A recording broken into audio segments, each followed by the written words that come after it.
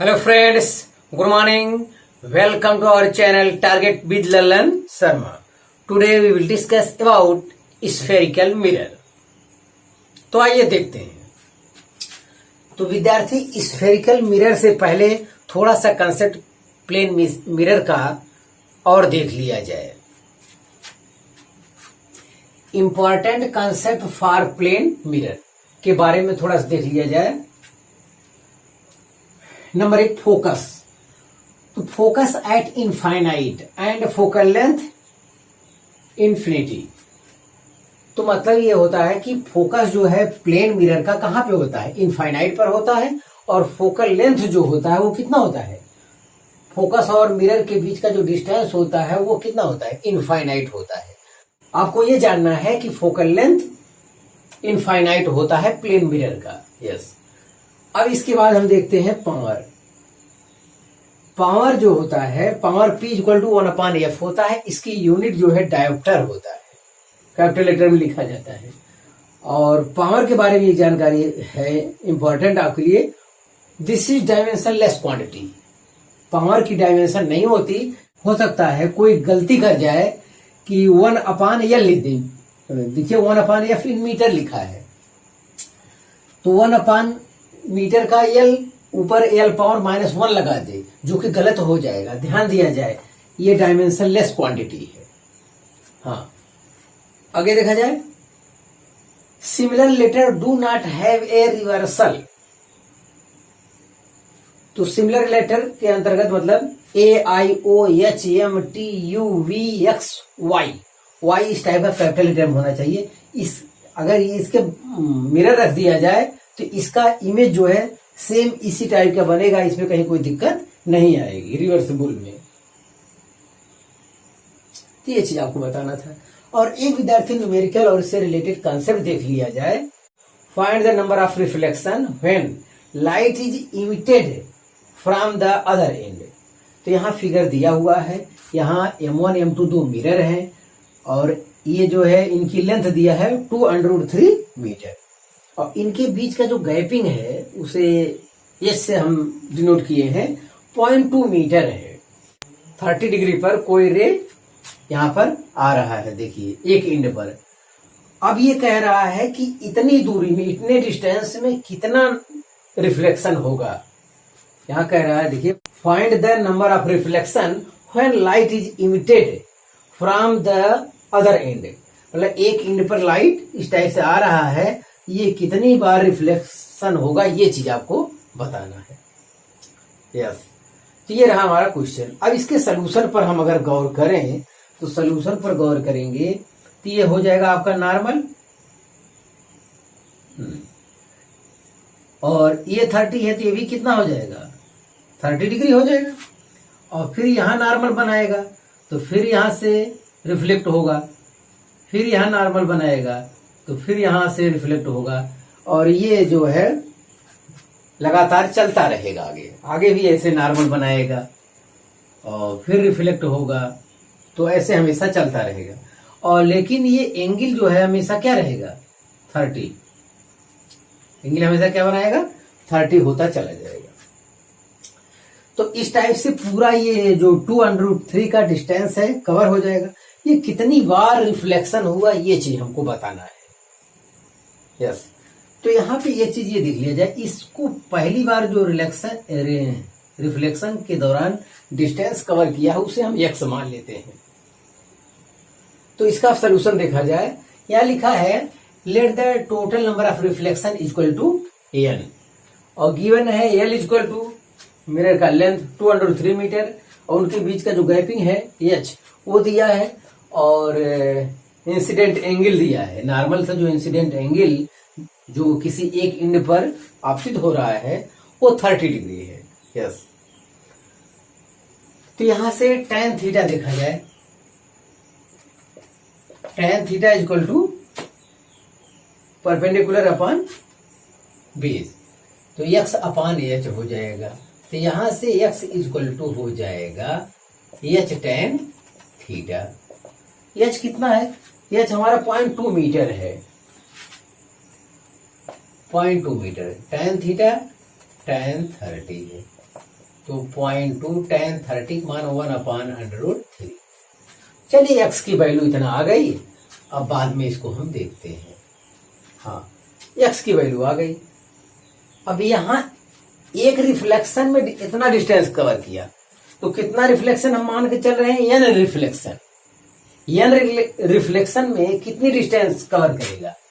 तो nx, और ये टोटल डिस्टेंस दिया है 2√3।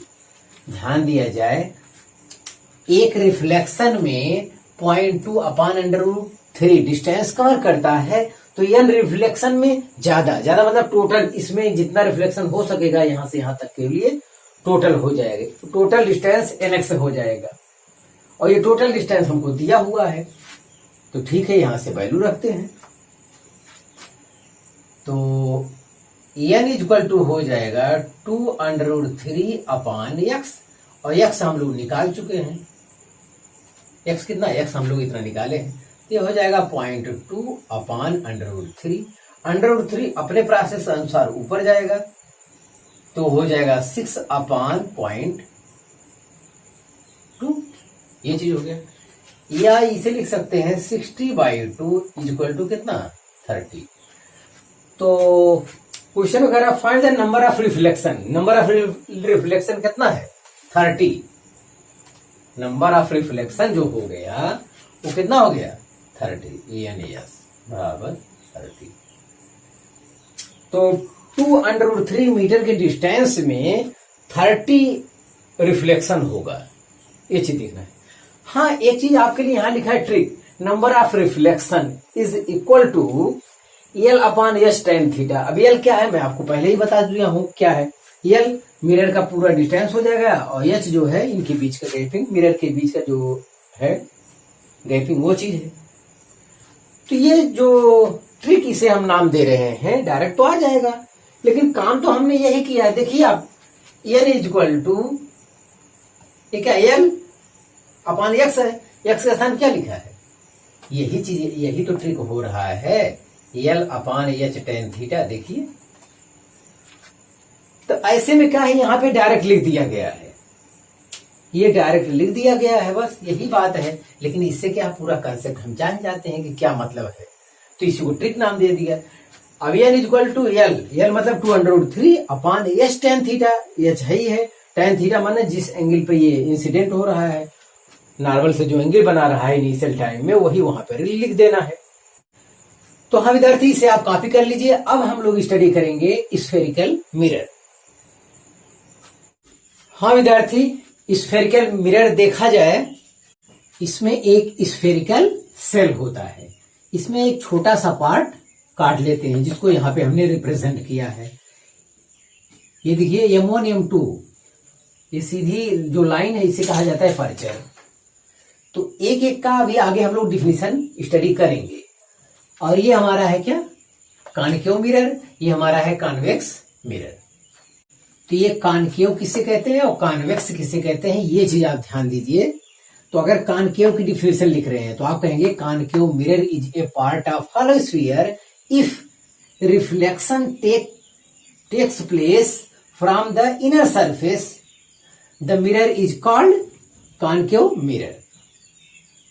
मतलब ये रिफ्लेक्शन जो है इनर सरफेस पे हो रहा है, ये वाला चिकना वाला, देखिए स्मूथ सरफेस पे जो है, इस यहां तो पेंट लगा हुआ है। अगर रिफ्लेक्शन ये इनर सरफेस पे हो रहा है, यहां पे हो रहा है, तो वो कौन सा मिरर होगा? कॉनकेव मिरर होगा। और अगर रिफ्लेक्शन ये आउटर वाले से हो रहा है, उभरा हुआ है जो वहां से हो रहा है, तो कॉन्वेक्स हो जाएगा। तो अगर आपको कॉन्वेक्स मिरर की डिफिनेशन लिखनी है तो आप कहेंगे convex mirror is a part of hollow sphere if reflection takes place from the outer surface the mirror is called convex mirror. अगर रिफ्लेक्शन जो है, अगर रिफ्लेक्शन आउटर सरफेस से हो रहा है तो वो क्या होगा? कॉन्वेक्स मिरर होगा। अगर रिफ्लेक्शन जो है इनर सरफेस से हो रहा है तो वो कॉनकेव मिरर होगा। हम समझते हैं, इसकी डिफिनेशन आप समझ चुके हैं। तो curved mirror is a part of hollow sphere. Curved mirror से यहां ताल्लुक है, वो कॉनकेव मिरर है या कॉन्वेक्स मिरर। तो जो अलग अलग डिफिनेशन की अगर वो बात करता है तो यहाँ पे हम लोग लिख देंगे। तो एक बार और दोबारा पढ़ लेते हैं। Curved mirror is a part of hollow sphere if reflection takes place from the inner surface. The mirror is called concave, and if it is outer surface acts as reflector, it is convex.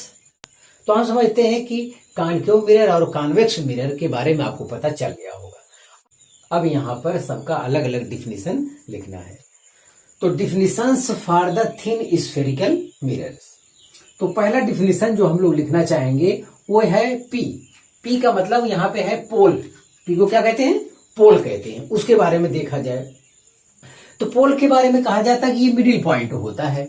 Mirror के middle point को पोल कहते हैं। देखिए, ये पोल जो है केवल middle point पे नहीं, कहीं भी बनाया जा सकता है, लेकिन सुविधाजनक जो है मिडिल पॉइंट पे होता है, ऐसा कह सकते हैं। ये कोई कंडीशन नहीं, पोल जो है मिडिल पॉइंट पे ही होता है। मिरर के डिफिनेशन में ये भी लिखा जाता है, लेकिन पोल वो होता है जहां से जो पॉइंट सबसे ज्यादा कन्वीनियंट पॉइंट होता है, सुविधाजनक पॉइंट होता है, जहां से ऑब्जेक्ट की पोजीशन का एक्सप्लेनेशन हम लोग इजिली कर सकते हैं, वही क्या कहलाता है? पोल कहलाता है। तो ये चीज यहां पे कहा गया है। The most convenient point on the mirror from where the position of an object can be easily explained is called the pole of the mirror. Generally it is the sunken मतलब धंसा हुआ। ये धंसा हुआ पॉइंट ही generally क्या लिया जाता है? पोल लिया जाता है। और most rise point of the mirror, या सबसे ज्यादा उभरा हुआ पॉइंट ये है। ये देखिए, इसी को क्या माना जाता है? जनरली पोल माना जाता है। और ऐसा करने से जो है वो मिडिल पॉइंट पे ही मिलता है। तो ये चीज होता है, लेकिन डिफिनेशन ये सबसे ज्यादा करेक्ट है। तो विद्यार्थी, हम समझते हैं आप इसका मतलब समझ चुके हैं, तो आप इसे कॉपी कर लीजिए। फिर कुछ और डिफिनेशन हम आगे लिखते हैं। हाँ विद्यार्थी, अब अगला हेडिंग देखा जाए, centre of curvature.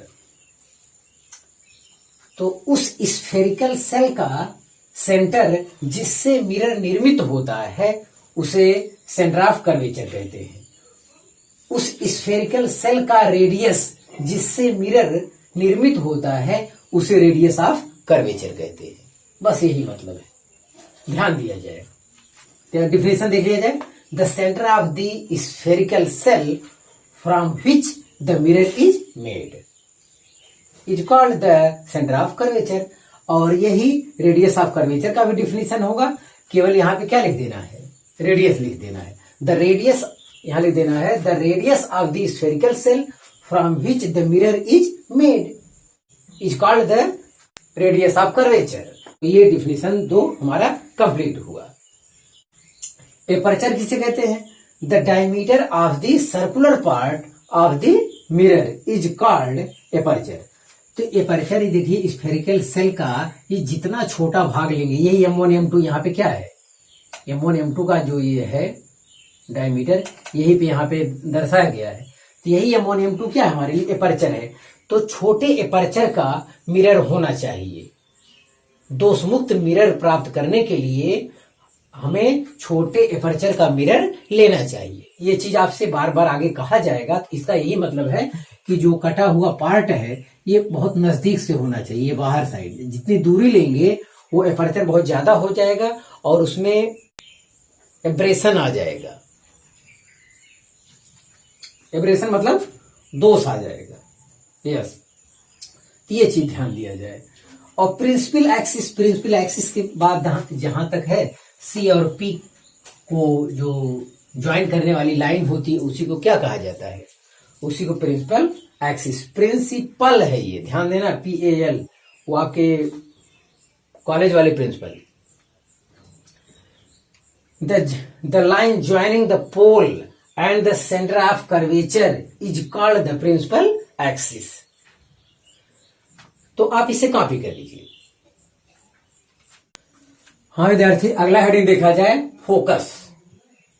If the ray are parallel to the principal axis and the angle of incident is small, then the point through which the reflected ray pass or appear to pass through the principal axis is called focus।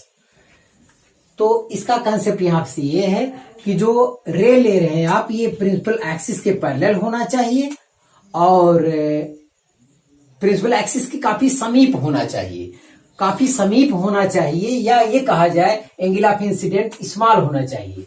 Angle of incident का मतलब ये होता है, जो आप ये normal खींचेंगे यहां से, तो ये एंगल ऑफ इंसिडेंट ये क्या आएगा, बहुत छोटा आएगा। अगर नजदीक रहेगा तो बहुत छोटा आएगा, तो यही इसका कंडीशन है, angle of incident is small. Definition तो बहुत छोटे में दिया जा सकता है, लेकिन हर चीज बहुत विधिवत करेक्ट होना चाहिए।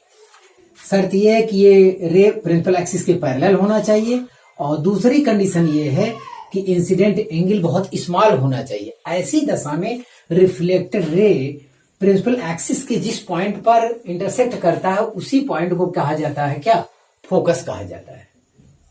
इंटरसेक्ट करता है, यहां पे इंटरसेक्ट करते हुए अपीयर होता है, यस, बस, या पास होते हुए अपीयर होता है, ध्यान दिया जाए। ये रियल फील्ड कहा जाता है इधर का पोर्शन, और ये जिधर ये आपका है पेंट, इधर का कहा जाता है क्या, वर्चुअल फील्ड कहा जाता है। तो डिफिनेशन पूरा देख लिया जाए, अब एकदम क्लियर हो जाएगा। If the ray are parallel to the principal axis and the angle of incident is small, then the point through which the reflected ray pass or appear to pass through the principal axis is called focus. Ray principal axis के parallel होना चाहिए और incident angle small होना चाहिए। ऐसी दशा में reflected ray principal axis के जिस पॉइंट से पास करती है, उसी को कहा जाता है फोकस, या पास करते हुए प्रतीत होती है। यहां पर देखिए, कॉन्वेक्स मिरर में पास होते हुए प्रतीत होती है और कॉनकेव मिरर में पास होती है, ये चीज है, इसी को कहा जाता है क्या, फोकस। ध्यान दे। तो ये तो भीड़ भाड़ से बचने के लिए हमने और रे नहीं लिया, लेकिन और नजदीक वाला सही होता है। ये चीज देखिए, ये चीज है, और नजदीक वाला ये ज्यादा करेक्ट है। ये चीज यहां भी और नजदीक वाला ले सकते हैं, ये ज्यादा सही भी है। तो भीड़ भाड़ की वजह से हम नहीं लिए। देखिए ये चीज, यहां से एक रे और लीजिए, यहां से जाएगा ये चीज। आगे का हेडिंग है फोकल लेंथ। तो फोकस और पोल के बीच का जो डिस्टेंस होता है वही क्या कहलाता है, फोकल लेंथ कहलाता है। और ये मेजर कहां से किया जाता है, पोल से। मतलब फोकस की जो पोल से डिस्टेंस होता है उसी को कहा जाता है फोकल लेंथ। तो the distance of the principal focus from the pole of the mirror is called the focal length of the mirror. ध्यान दे, एक और वर्ड आपको मिलता है फोकल प्लेन। तो फोकल प्लेन जो फोकस से होकर पास करे और वो प्रिंसिपल एक्सिस के परपेंडिकुलर हो, उसे कहा जाता है फोकल प्लेन। तो ये यहाँ पे फोकल प्लेन है, और यहाँ पे फोकल प्लेन खींचना चाहे तो आपका ये लाइन होगा, इसे कहेंगे क्या, फोकल प्लेन। फोकल प्लेन ये चीज है, फोकल प्लेन। तो आप इसे कॉपी कर लीजिए। हाँ विद्यार्थी, अगला हेडिंग देखा जाए, स्फेरिकल एब्रेशन। एब्रेशन का मतलब दोष होता है, ध्यान दें। तो ये आपका है कॉनकेव मिरर हम लिए हैं यहाँ पे, और यहाँ पे एक रे ये है और एक रे एकदम नीचे दिख रही है। ये दोनों रे को मार्जिनल रे कहा जाता है, जो प्रिंसिपल एक्सिस से बहुत दूर होते हैं, और जो प्रिंसिपल एक्सिस के पास पास होते हैं, इसका इंसिडेंट एंगल भी बहुत छोटा होता है। दोनों एक ही बात है। हाँ ध्यान दें, ये पास पास होते हैं, जो इन्हें कहा जाता है पैराक्सियल रेज। और पैराक्सियल रेज ही जहां पे रिफ्लेक्ट होके मिरर से मिलते हैं प्रिंसिपल एक्सिस पे, वही प्रिंसिपल फोकस होता है, ये चीज है।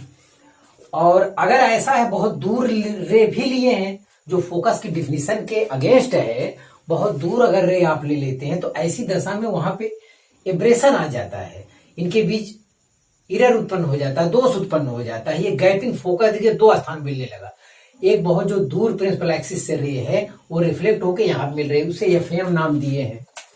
और एक जो प्रिंसिपल एक्सिस के समीप है, जिसका इंसिडेंट एंगल बहुत छोटा है, वो जो है यहाँ पे रिफ्लेक्ट होके प्रिंसिपल एक्सिस से पास कर रही है, तो जाहिर है कि एफ पी ये हो गया। तो F P is greater than F M.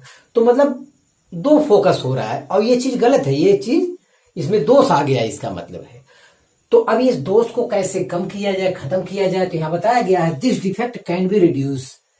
इस कमी को दूर किया जा सकता है कैसे? By shortening the aperture.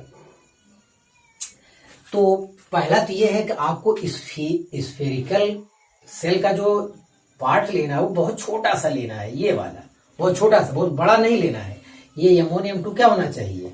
बहुत छोटा होना चाहिए। ये पहला वाला पॉइंट ये कह रहा है। दूसरा, ब्लॉकिंग मार्जिनल रे। तो ये मार्जिनल रे है, इसको रोक लगा दीजिए, इसको यहां पे क्या कर दीजिए? रोक लगा दीजिए, ये रे ना हो, मार्जिनल रे को रोक लगा दीजिए, वो रे ना हो, और तब भी आपका क्या हो जाएगा? ये एरर जो है दूर हो जाएगा। और तीसरा और लास्ट है using parabolic mirror. Parabolic mirror, देखिए ये पैराबोलिक मिरर है। इस टाइप के मिरर का अगर हम उपयोग करते हैं तो ऐसी दशा से हमको एक ही फोकस मिलेगा, मतलब स्फेरिकल एब्रेशन का केस नहीं आएगा। ध्यान दें। तो ये आपका यहां से भी आपका काम हो जाएगा। अगर इस टाइप का मिरर आप यूज करते हैं तो इसमें दोष नहीं होगा, एक ही बिंदु पर रिफ्लेक्टेड रे मिलेंगे, और हम यही चाहते भी हैं। हाँ विद्यार्थी, इसे आप कॉपी कर लीजिए। अब हम एक न्यूमेरिकल लेंगे। हाँ विद्यार्थी, अब हम लास्ट न्यूमेरिकल से वीडियो को आज खत्म करेंगे।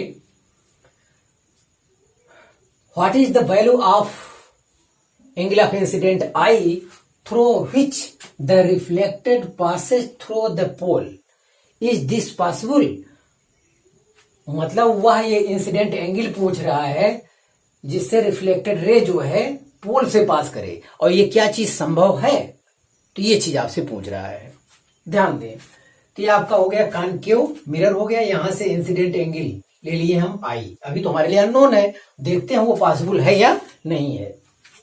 आई ले लिए, रिफ्लेक्ट करते हुए पोल से गया ये। Angle of incident is equal to angle of reflection. तो ये तो लॉ के तहत हो गया आपका।